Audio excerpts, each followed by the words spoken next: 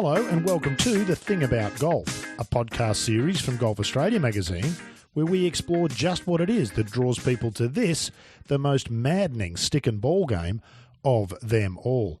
My name's Rod Murray, and regular listeners will already know the basic drill for this show. Famous or not, what each guest brings is an interesting tale to tell about their relationship with golf. If you haven't already, pop into the archives and have a listen back to some of our earlier episodes. But if you're already up to speed, strap yourself in, because this episode is truly one from outside the box. Unlike most, today's guest didn't take up the game until he'd already started in the golf business. Also unlike most, he was well into his 50s at the time. But perhaps what truly separates today's guest from all others is that his introduction to golf didn't come until after he'd decided to build his own world top 100 golf course. Richard Sattler likes to call himself a farmer, and that's a true and accurate description. But Sattler, owner of the Barnbougle Dunes complex on Tasmania's northeast coast, is oh so much more than that. Despite not being obsessed with the game or indeed the business, Sattler stands as one of golf's most important people of the past 2 decades. He takes his place alongside Barnbougle Dunes founder Mike Kaiser and developer of the Sandhills course in Nebraska, Dick Youngscap, the trio showing the way for what golf development could be in the 21st century. On a recent trip to Barnbougle, I was lucky enough to catch up with Richard and get a not insignificant chunk of his time. I could easily have taken twice as much, but when you own 2 world top 50 golf courses, there's always something to be done. So without further ado, sit back and enjoy what I hope you agree is a fascinating tale about an intriguing man and how he came to own a remarkable golf development. So Richard Sattler, first things first, thank you for taking some time to chat to us. We really do appreciate it. The series is called The Thing About Golf. Your introduction to golf was completely different to most people, so we'll come to that in a minute. But if I were to ask you now, what's the thing about golf 15 years after you opened Barnbougle Dunes? What would you answer to that question? I'd say it's opened a lot of doors to me, and I always remember Mike Kaiser from Barnbougle Dunes saying to me, "You won't believe how this will change your life. You won't be a farmer anymore." Business-wise, you mean? No, just life-wise. Okay. Just the whole opening in life and the different segment of people that you meet and the different approach to business, because I'd always very much treat golf as a business rather than a game that I loved, because I didn't play it. So it had to be a business firstly. And it just, all of a sudden I found I was meeting people I'd never thought I'd meet and doing things I never thought I'd do. But I still enjoy the farm. Owning a 36-hole golf complex, so we'll come to all that. For those who might not be familiar with the story, remind us how you came to be in golf. Well, really, I suppose it's the opportunity I had when I bought this rural property 30 years ago, and I'd always thought, there's 8 kilometres of beachfront. One day it'll grow into something. There's not much beachfront left in the world that you can get your hands on. And that one thing just happened to be golf, and a young bloke came to me and wanted to lease it, and it turned out he didn't have any money and didn't have the ability to put it together. And I met Mike Kaiser from Barnbougle Dunes in Oregon, who's based in Chicago, and then Tom Doak and Mike Clayton, and eventually they talked me into it. And basically the one that really talked me into it was Mike Kaiser, and has been my mentor since. Right. A very successful businessman who's telling you as a fellow businessman, you might not know golf, but I'm telling you it can be successful. Absolutely. He said, come to Bandon. When I went over there, he introduced me to all his operations and his financials and said, this is how it works and this is how you should do it. And we just Australianised that American version, and we got it right. We'll come to some of the keys to the success of Barnbougle later on. What had been your relationship with golf, if any at all, prior to that? There's a lot of people who don't play golf who have a very fixed image of what golf is like. Were you one of those, or did you have no particular? Well, I played a bit of sport when I was younger, but golf was always seen to be a little more exclusive. But the biggest thing was it was quite expensive and very time-consuming. And as a young bloke with nothing, I had to work 6 days a week to try and get a start. So really it was the time constraints and the financial constraints that stopped me ever taking an interest. And so I'd never got around to anything to do with golf. Right. And so this young bloke comes here, he says, you're sitting on a property here which could be an amazing golf course. Turns out he's got no money to do it himself, but you've kind of been drawn into it a bit now. You meet these other people who know about golf who tell you the same thing. At that time, what were you expecting to get from golf? Was it simply a business opportunity to you at the moment? We'll come to what it might have developed into later. Was it just the business opportunity? Was there any thought about perhaps a legacy or a being out? Because you were in hotels as well as farming, weren't you? Yep. Pubs and pubs and accommodation mainly. It's a very different business to that, isn't it? In a lot of ways. Well, it's funny because it's a combination. Like the growing of the grasses and getting the turf right is very much related to farming, and the rest of the hospitality is very close to hotels. So you weren't out of your comfort zone, I guess? No, I wasn't out of my comfort zone. So with the hospitality and farming background, I knew a few shortcuts in when we started in relation to irrigation and things like that were shortcuts without doing any damage.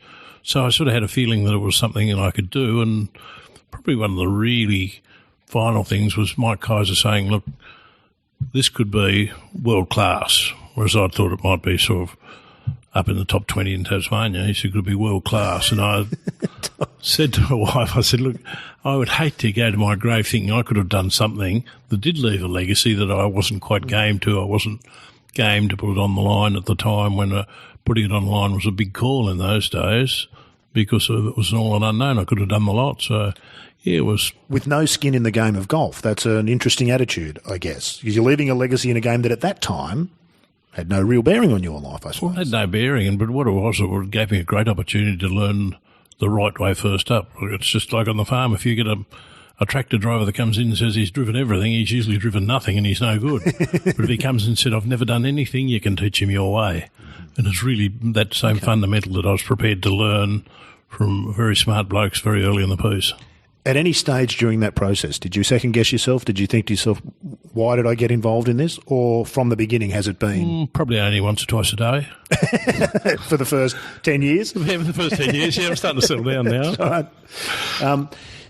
You touched on it earlier. Golf's obviously become something quite different. When was the first time, after deciding to build the first course here at Barnbougle, when was the first time you picked up a golf club and how did that come about? And we'll talk about some of the golf you've experienced since because you've got a bucket list that most people would be pretty pleased with, I would think. I think when we were building it, Gary Dixon, who was one of their original minority shareholders, sent down about 1,000 balls that had been falsely corporately badged and hadn't been finished off and hadn't been given the last coats of lacquer and said, just go out and hit a few of those round. Well, I think we lost 1,000 in the first 2 weeks.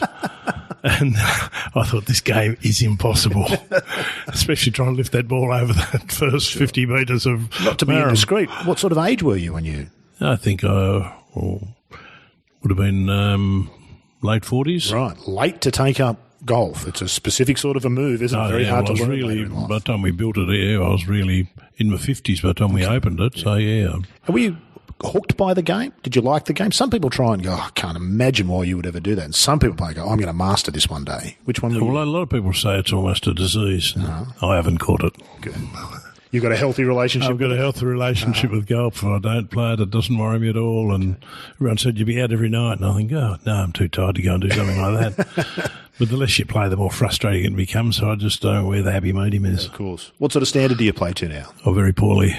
You'd only have to ask a bloke like Mike Clayton. He could tell you how poorly I do play, yeah. Well, to a bloke like Mike Clayton, we all play poorly, Richard, so that's not really fair, is it? That's exactly I shouldn't let that bring me down. No, you shouldn't let that bring you down. Of course, Mike Clayton's one of those fantastic people who doesn't care. Yeah, you can play golf with Mike. He doesn't care if you take 50 shots to get to his third. I know, but he doesn't care, but you do. You do, of course you do. You yes, see it. It's emasculate, isn't it? Given that unusual relationship you've got with the game, and you do have here a truly... You've done something quite important for golf, and you've been part of a movement, as it turns out, in hindsight, away from what golf was in the 80s and 90s in many ways, housing developments, real estate driven, profit, for-profit, create a retail golfer, golf carts, a whole culture that there's a bit of pushback against now. You wouldn't have known that at the time, I'd imagine, but where do you feel about that now? Because you've experienced, as we said, a lot of golf courses. It didn't take me long to learn, but I'd always said wherever I'd been and being in sort of the hotel game and the property development, I'd seen a lot of golf courses in the mainland that actually were housing developments, and how fast, once it opens and the profit's taken, they deteriorate and there's a lack of interest in them. And then I could see how from the younger days that golf was quite expensive, so you talk to people and they're a member somewhere and they're only playing 3 or 4 times a year, and so, well, if you play a public access course, you're going to play cheaper games for your dollar. So there was clearly, and talking to Mike Kaiser, there was clearly a trend away from the commitment. And I suppose it relates to just the changing environment where people just don't go to a holiday home each year. They'll go on different holidays all the time. So using all that knowledge that I'd gained probably in the hotel industries about destinational travel and all that sort of thing, and put that over the top of the golfing game, I thought, well, there was no use going with members. We were better off to keep it separate, no members, pay for your play. You haven't got commitments to anyone else, or a few minor shareholders are left after a few years. So it's just 100% family owned. And if you sell houses, you've sold the block of ground, you've got intrusions. With the farm, it works really well with the farm, and we've got no intention of selling anything off. And I don't know how many times we've knocked back potential sales, and we could make a lot of money. But I always say that money is not the most important thing in the world, but it is up there with oxygen. It's in the top 2. It's in the top 2 with oxygen. alongside oxygen. Given all that, we're sitting here in what is clearly one of the world's top 100 golf facilities, and yet it is everything but what people expect and think about as golf. You can wear jeans and a T-shirt out there and play if you want. I'm not sure you can go in bare feet, but you could probably negotiate it with you if you wanted to. No, I have actually developed some rules to set a standard of the people that come. Like we always say, you need a collared shirt. Okay, so not T-shirts, but not T-shirts, and you've got to be respectably dressed, because the trouble is if you don't have any standards at all, the louts come along and they're no fun, because we're all about everyone having fun and appreciating what we've got. So you can only go to a certain standard before they don't really appreciate it, and we try and avoid those sort of people. It's fair to say it's more lax than many people would expect, I think. Oh, absolutely, more casual. I always say that as a younger bloke, I didn't have a lot of things, but I knew how to have fun, and have fun means not too many rules, a bit of a laugh if you want to have a drink or you want to do something. And the less rules you can have and the less signs you have and less disciplines you can have, but still keep a healthy standard, the more fun people have. Without ruining it for everybody else. Without ruining it for everyone else. And that was the thing that we had to put back in what standard we went to stop ruining it for the others. There's an attitude amongst the staff at the facility here. This is, I think, my 5th visit. I was just saying to someone earlier, I don't think I've ever hit off at my actual allotted tea time. There's a wonderful freedom about the place. Is that a deliberate thing, or is it just a culture that's grown because of the nature of the property and your own management style? No, you're the only one allowed to do that. I'm special. Special. Finally, I'm special. No, look, we try and make it as flexible as we can. In peak season, we've got to run a lot tighter to the schedule. We try and keep a gap in tea times. We don't try and close it right into sort of the bare minutes, so that we have got flexibility. And if everyone's moving well, then you can let someone go off the back if it suits, or squeeze a couple extra in. So we try and make it as flexible as possible, but still want people to plan ahead so that we know what's happening. Yeah, but if there's a vacancy and someone's ready to go, then they can go in there. And that just doesn't happen, as you would know, at a lot of other places. You mentioned it before. The game's opened a lot of doors. Let's talk about some of those doors. It's probably, and it's not just in golf, it's in all sports. You're sort of recognised as someone that's made a commitment to a sport, so you're looked at a lot differently, whether it be in tennis or football or whatever. You're always, because sporting people sort of have got a common interest, and you meet more sporting people that appreciate what you've done. So, it's quite amazed me, especially great context out of football, because we always are pretty keen Hawthorn supporter, and the boys come down in there and they bye week and have a bit of fun, so you sort of get fairly close to the club and the players and everything, and a lot of other clubs now do the same thing. There's been a lot of celebrities come through the place, really, hasn't there, over the years? Because golf's a game that a lot of people are drawn to, have those high-pressure, high-profile kind of jobs. Yep. Golf's a wonderful getaway for a lot of them, and this has been a wonderful place for a lot of those people to get away. Yeah, and amazing that when you talk celebrities, I always have trouble saying someone's a celebrity, because a lot of them that think they're celebrities are not. That's right. And the ones that you get a lot of businessmen that come through here that you wouldn't think were any different to anyone else, and then you might hear the name, or someone says, Google that name, and you're just stunned by what they've done and where they are in the world, especially sort of out of the States. A lot of the businessmen that come out of the States, and you don't find out till later that they've flown their private jet in. And it's easier to be anonymously super wealthy in America than it is here in Australia, isn't it? Absolutely. There's more super wealthy. They're trying to cut you down here, whereas up there they're building you up. That's right. They certainly know. We'll come to whether you've seen any of that as well. Those of us in golf, this is a discussion I've had with Mike Clayton, feel like you've been one of those people who's made a real contribution to the game. Dick Young's cap at Sandhills, Mike Kaiser with Barnbougle Dunes, and you here at Barnbougle Dunes probably really stand out. I'm guessing it probably wasn't a goal of yours. Do you feel or understand the contribution that you've made? No, I'd have to say no. We did. Bill Corr said, look, what I want to do is get you, Mike Kaiser and Dick Young's cap in the same room at the same time, and we did that at Sandhills quite a few years ago. Did anyone get a photo, Richard? Yeah, we've got one. There's one. Photo. There's one that Bill Corr took and sent around to all four, and so we all had to sign it, and each one took a copy of it, and it's in the actual display cabinet at Lost Farm. Fantastic. On the deck over at there Sandhills. on Saturday, yeah, wonderful. What was that experience like and meeting those people? Because you're not a golf outsider in that sense, but for someone who hasn't grown up with a passion and a love and a commitment to the game, as all of those others have done, I imagine you would think, and I'm wondering how you feel when you sit and listen to them talking about their relationship with the game. Yeah, I find it really interesting when they talk about their relationship, but when they talk golf and golf holes and golf shots all night, that gets a bit boring. There's enough of that? There's enough of that. Golf's a game, but it's not meant to take over the world.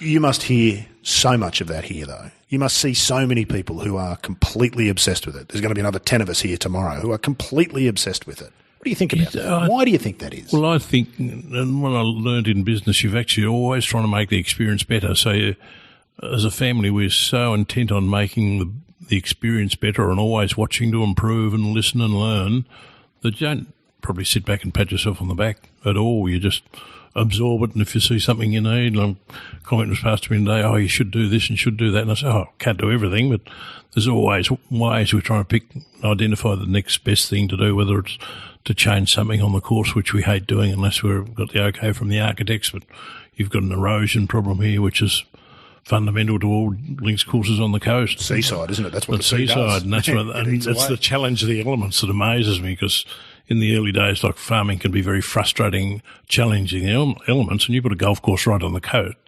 You've added all these new dimensions to that fight against the elements, and we'll have people complain because they come down here expecting windy, wild weather, and there wasn't any.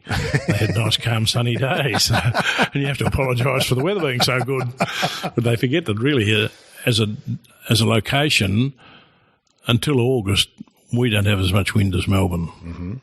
But when we do cop wind in those seasonal change, equinoctial periods, it can be pretty savage. It can blow, yeah. I've been down and here. most people have forgiven us now since King Island opened because, That's right. because it's twice as bad because of their location. That's right. You can point to somewhere else and say, if you think it's no good here, try there. Yeah. What about being surrounded by golf nuts, though, as a non-golf nut? Does that drive you mad sometimes, or is it just interesting? People are really obsessed. Podcasts like this, I can't say it drives me mad. Of course, but yes, it does. Of course it does. Good. It does, because so sometimes, I'm sort of just a fundamental bloke, and I just don't get too obsessed with it. And when people sort of come up and rant and rave how good it is, you're sort of almost as embarrassed as you are if they come and say they don't like the soup of the day or something like that, because to try and get this experience complete, you've just got so many facets of it. There's always someone that's not completely happy with everything. That's one thing about life we know. Indeed. This is obviously a free kick for you, Richard. What are some of the myths about Barnbougle that perhaps people don't realise until they either come here or after they've been here, they go away and they've seen it in one particular guise or one particular day, and it's not usually like that? What do you think are some of the myths that have grown up about the place? Well, I don't think there's that many now because of the publicity that there is about. Most people have really made up their mind what Barnbougle is going to be like when they get here. Probably not so much out of the States, but within Australia, most people, and it's usually exceeded my expectations, but they had an image of what they had to expect, and they're probably on the post because we always promote our image as relaxed and easygoing. To pinpoint myths, a bit of a hard one, because I only see them through my eyes and I don't really see that through theirs as much. The facility itself is interesting. It's almost two different. The golf courses are two different golf courses, obviously, both fantastic in their own. And the clubhouse and accommodation experiences at both are very different as well, aren't they? Well, but that was part of the plan, like really Tom Doak and Mike did a great job here, but we wanted something that suited the players that loved Tom's work, so we needed something discreetly different. Otherwise, by the time we got to plan Lost Farm, I'd seen enough of courses. Most places you go to, like the Irish courses, most locations have got 2 or 3 courses, but you only ever hear of one, like Ballybunion. There's a second course there that no one plays much. I said, we can't afford to do that. We've got to have another course right up close to what we have here, so we're a destination that's known for both courses, not for one, and there's another one you can play if you've got nothing else to do. So it was really the idea was to get a discrete difference in their 2 architects, which Mike Kaiser, again, advised me really well, but then also get a discrete difference in accommodation. We like with the food, if there's people here 3 nights, they might go to the sports bar, watch a bit of sport, have a pizza and a sandwich. One night they come to the Dunes restaurant, which is more of a bistro style, and then the more formal restaurant at Lost Farm. So we've given them 3 eating styles, 4 or 5 different accommodation styles, 2 discretely different golf courses, because you only play golf for 4 hours a day. You want to be entertained, so you need something different and enjoyable whilst you're here if we're going to keep them for those 2 or 3 days all the time. You touch on something very interesting, is of course most people come for the golf, but it's probably an underrated part of the experience, isn't it? My preference has always been to stay at the Dunes. It's the first place I stayed because the Lost Farm wasn't open the first time, and I love the little Brighton beach box accommodation. I'm 50. This suits me nicely. I've been to the sports bar, and it's a fantastic experience, but it's a very different thing, isn't it? And I wonder what role that plays in how much you feel that helps in bringing people back. I said to one of the guys in the bar when I came in today, it's funny, this place. I've only been here 5 times, but you walk in there, you feel like you've come home. It's all recognisable. And so talk a little bit about the importance of getting those things right, the things outside of the golf holes, which is Mike Clayton's job, and Tom Doak's job, and Bill Caw's job. The other stuff's been your job, hasn't it? You've really done it well. To get people back, repeat business is 80% of our business. And it needs to be, doesn't it? You're remote. It has to be, that's what, otherwise we're in trouble. But what I learned in the hotels was that there's so many hotels in every city you go that's just a quick flash of mind which hotel you stay in. So you've got to leave something a little bit more memorable in their mind than the opposition do to keep them coming back to the same location. Otherwise, they'll just try somewhere else or say, oh, look, we'll go Queensland this year or somewhere else. You've got to actually, but the first thing they think about, so we've got to make it friendlier, we've got to give them a better variety. We've just got to improve that experience on what we did last year even and what others do. We watch the industry closely to see what everyone's doing. We did have a great story that build a golf course and they'll come, but we've done a lot of homework on the industry and people, finding out what their expectations are, especially what makes them want to come back all the time to try and fill that gap in. So our whole business philosophy is listen to the customers and find their needs.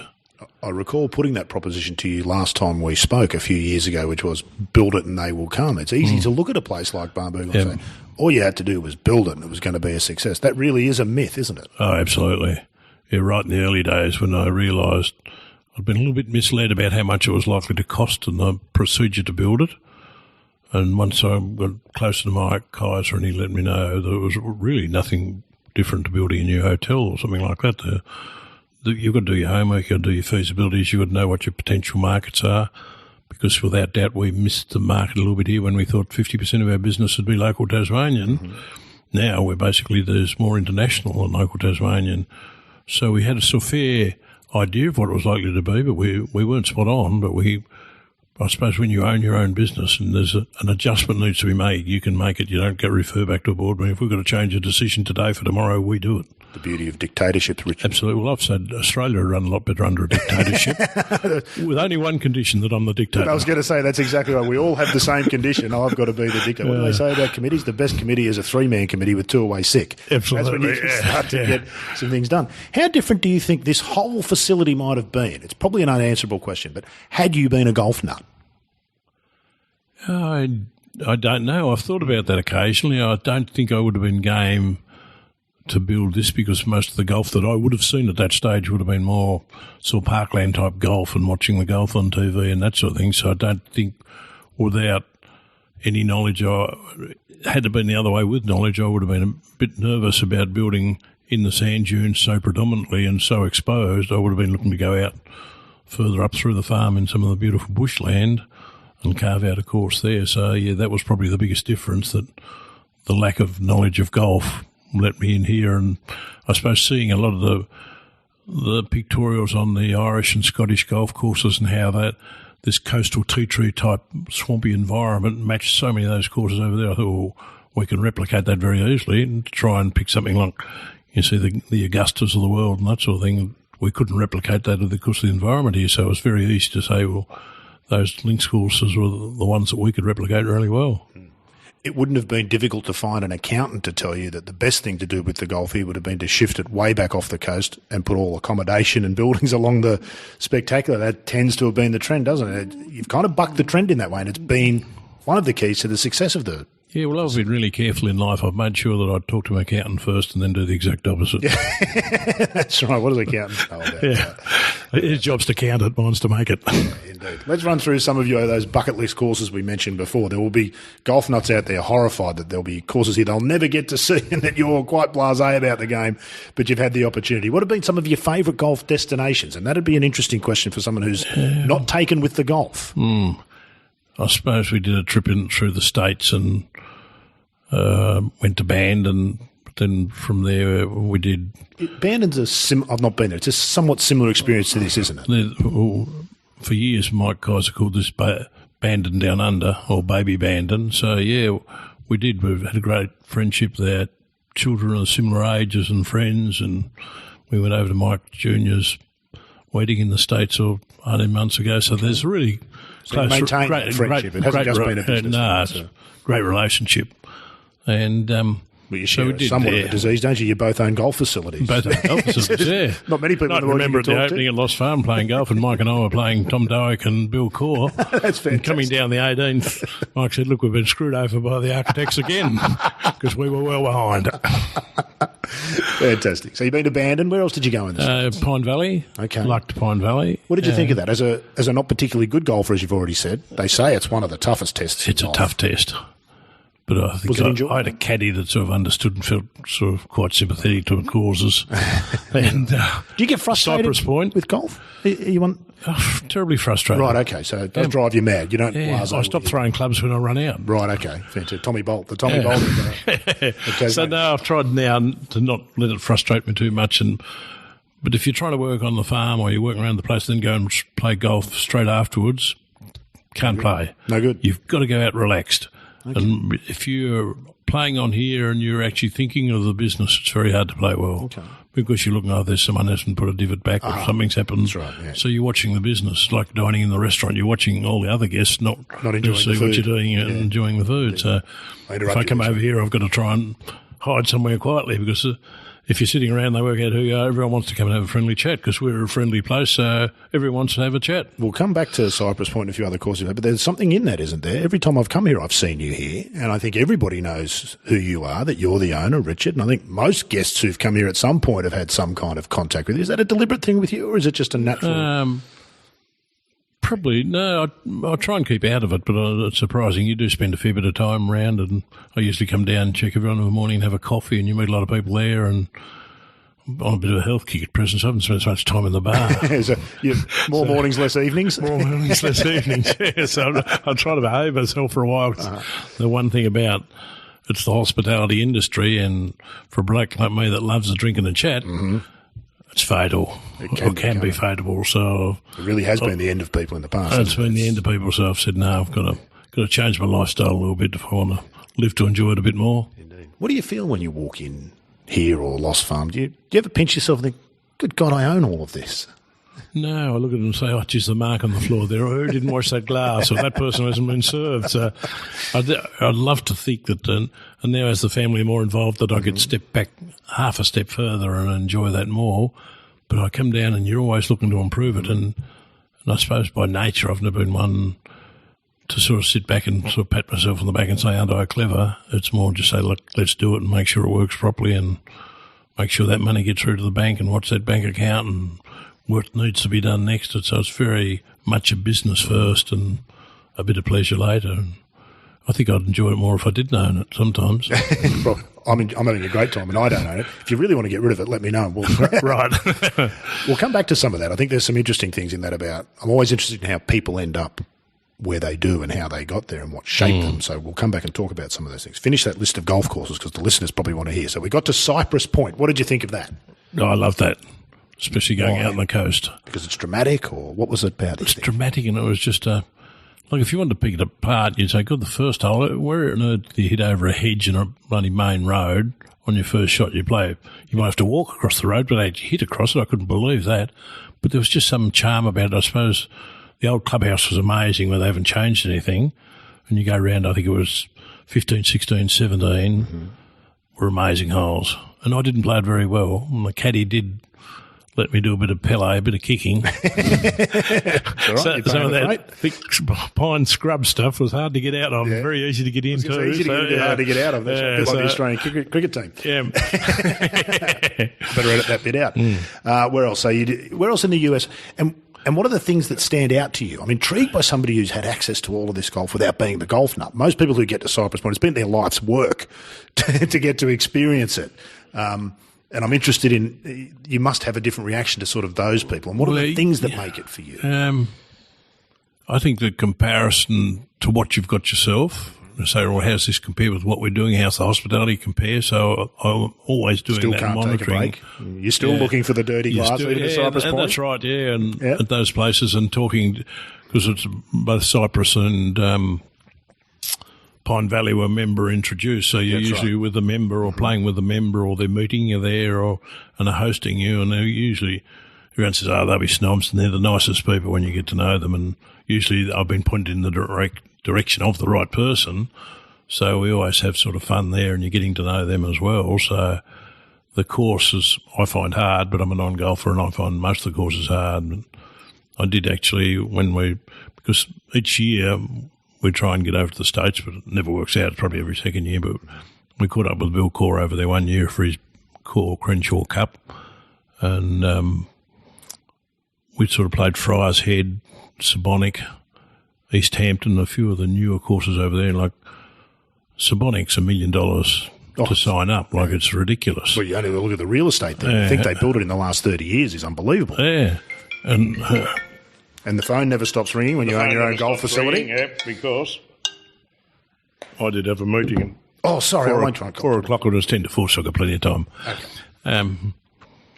And those sort of places are amazing because Sabonic, when you look at Nicholas and Tom Doak's work, in my mind, and I'm not a critic like the others, I thought about the lesser of their best works out, probably working as two together, there'd be that clash of different personalities. So it was really that you see a lesson in that pick an architect, don't try and compromise your situation because you want to have the best of both architects, because you might get the worst of both if you're unlucky. Whereas Friars Head was a magnificent course, and it's a Corr Crenshaw course, and I played with Bill Corr on that course and we had a great day. It's bucket list, isn't it? So I did have a few. I didn't need a caddy that day. No, that's right. I had some pretty good advice. You get some good advice. And so like the friendship between Bill Corr and meeting Ben, because he doesn't travel much, but catching up with him a bit over there, like you're meeting absolute gentlemen. They're masters of their trade, but they're gentlemen with it, and it makes so much fun that you get the introduction through them, and you're always welcomed into the place. And like, I've played quite a few of the Corr Crenshaw ones, Colorado Country Club, and they're just so friendly because they're used to the sort of atmosphere we've created here. So they return the hospitality, I should say, and so you certainly see the best of it. And move away from the States. I want to come to some of that other stuff, and we know we're under some time pressure now. Tell me in the UK and where in the world you think your 5 favourite golf courses are, and why? Golf experiences is probably a better term. Probably one of the best golf experiences, and I wasn't playing. I was watching Adam Scott win the Masters. Gold. And we'd sort of been in a position where daughter does a lot of marketing, works on a lot of the international marketing for Tourism Australia, and she had meeting a lot of press there. And the last minute she realised that we didn't have any tickets, and luckily Adam... At the last minute? At the last minute. You can't sack your daughter, unfortunately, but that's a sacking offence, surely, at the last minute. Or 2 weeks out, anyway. Right, okay. So... in the end, we got tickets from Adam, so he was kindly organised out time there and some nice lunches and experiences there, and we followed him around and he won. So, yeah, that was probably the great golf experience of the time. Because that's a great sport experience. That was Australia's last sporting mountain. Absolutely. By then we'd knocked off the Tour de France. It was the only thing left was the Masters for Australia in a sporting sense. It was special. It was special, and to be there and with Adam and his father, and it was just... it was an amazing experience and on an amazing course. And what a job he did as an ambassador after that. Absolutely, and I don't mind saying he's just an absolute gentleman. And not just because he comes down here sometimes. Not just because he comes down here and sings our praises, but he's just a great bloke. No, he does, yeah, he's a terrific bloke. I'm very interested, Richard. I get the feeling, and I've never delved into this with you, from what you said earlier, working sick days. Would we call you a self-made man? What was your... No, when I met my wife, we had $1,000 between us, so we had to start. How much did she bring? 990. Yeah, I had nothing when we grew up. My good father had been a prisoner of war and a pilot in the war and been shot down. Yeah, Tasmania. And he had sort of tough life, really tough life.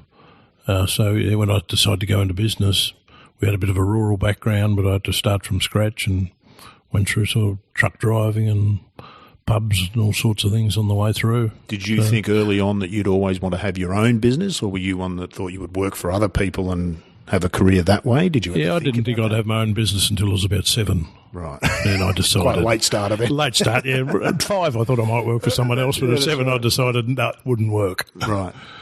What do you think that's about? Where do you think that comes from? That's kind of important if you're going to do what you do. It's a drive, I think.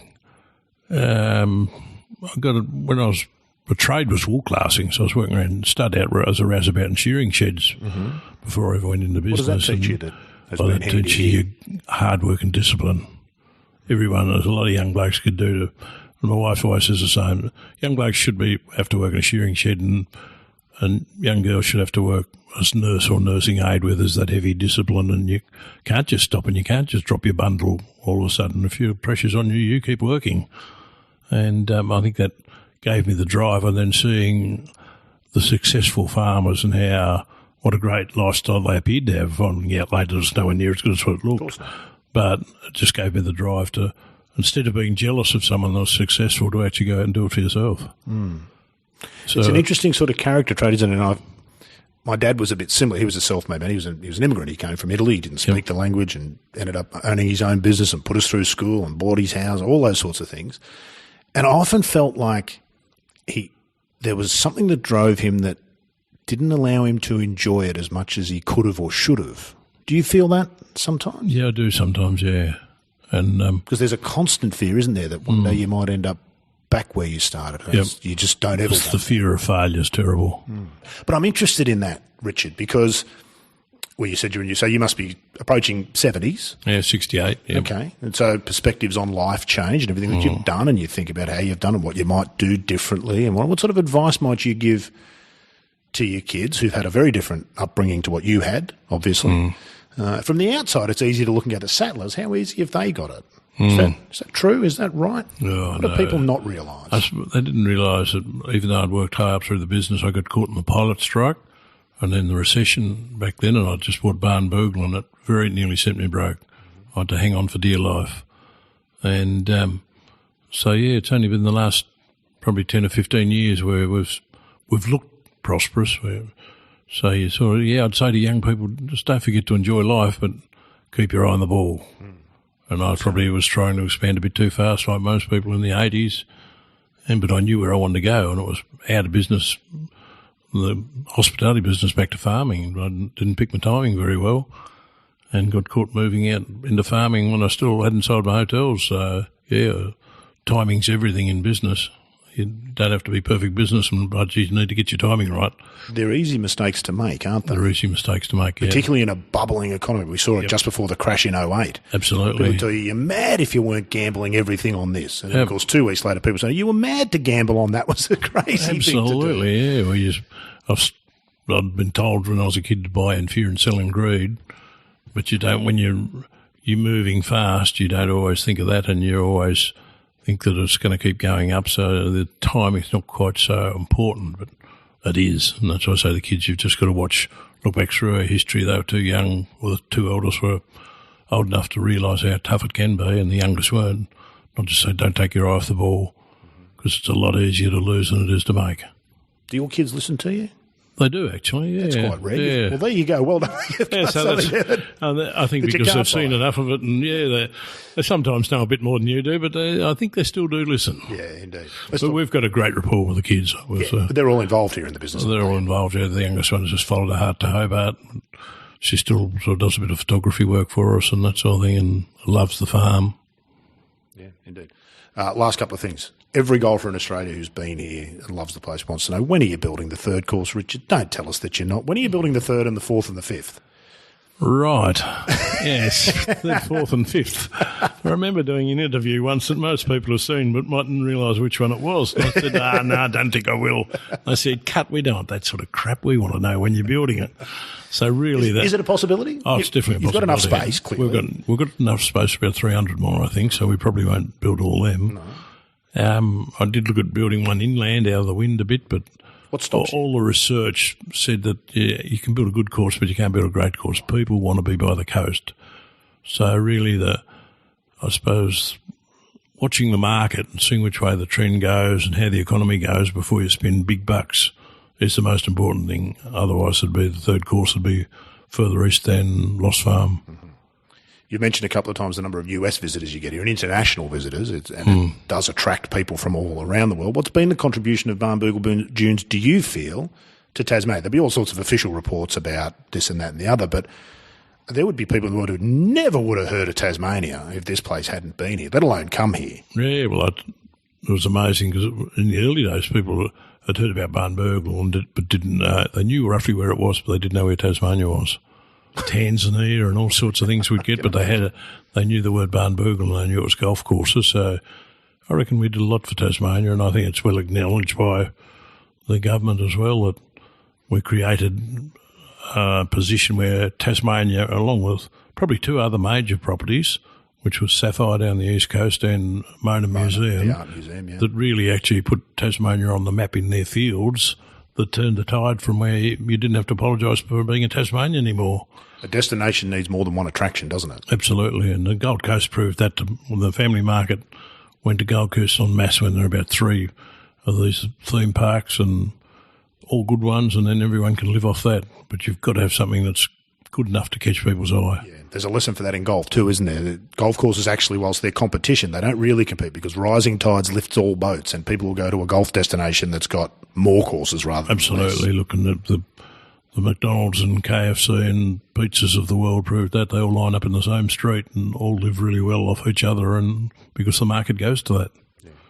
So well, really... Richard, you bring an extraordinary homespun wisdom to golf, which is refreshing and fantastic, and not being a golf nut, I think, has been a fantastic contribution to what you've got here and what this has given to golf more generally. So as golfers, we thank you, and I know you've got work to do. I appreciate you taking some time to chat to me, even though you're under some pressure. Thank you very much. Pleasure. Thank you, Rod. Well, I don't know about you, but I could have easily listened to Richard Sattler talk for another 40 minutes. What a contribution to the game he's made. And while he acknowledges it himself, I wonder whether, as essentially a non-golfer, he can really appreciate the gift that he has given us all. Affordable, accessible, world-class golf right here in our own backyard. And I'm sure many golfers join me in saying a genuine thanks. Well, from world-class golf built by a non-golfer to judging world-class golf as a lifelong golf tragic. Join us next time on The Thing About Golf when we meet Paul Daly, publisher of some of the game's best-known and most beautiful golf course architecture books.